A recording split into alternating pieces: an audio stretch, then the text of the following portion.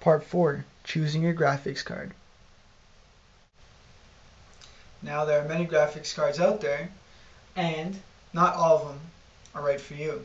Depending on what you want to do is totally dependent on how much you're going to spend and which one you're going to get.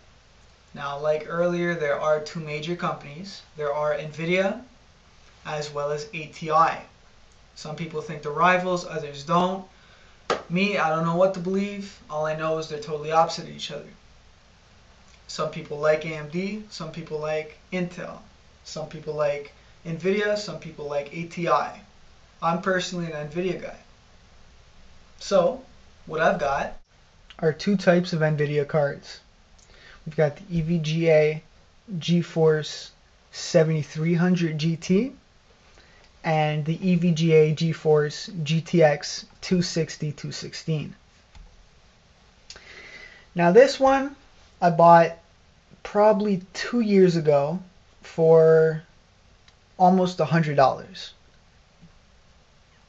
This one probably a month ago for what, $250, $300. I can't really remember. They're both running off PCI Express, as you can see there. That is the PCI Express interface.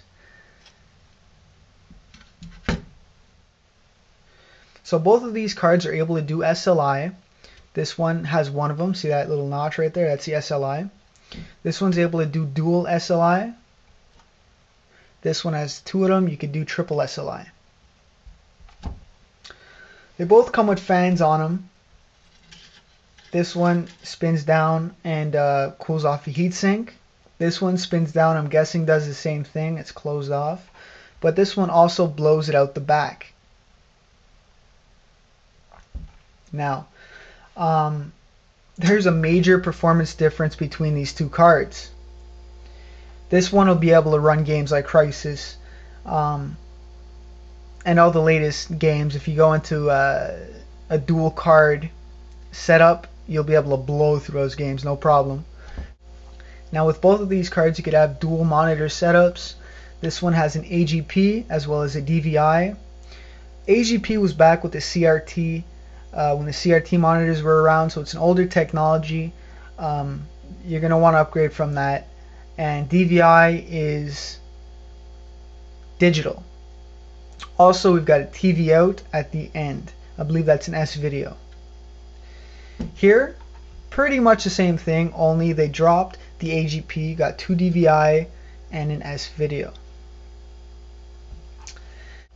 You're gonna want a card like this if you want to do gaming, graphic editing, video rendering, anything graphic intensive. This is good if you're going to be downloading music, playing music, watching YouTube, checking email, stuff like that. Mind you, you can't buy the 7300 GT anymore. It's so old that they don't sell that. You could probably find an 8500 or 9500 for under $100.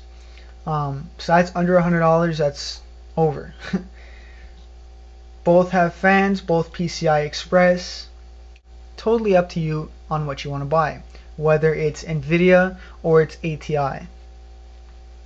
Also, the last thing you're going to want to know is, does this card take power?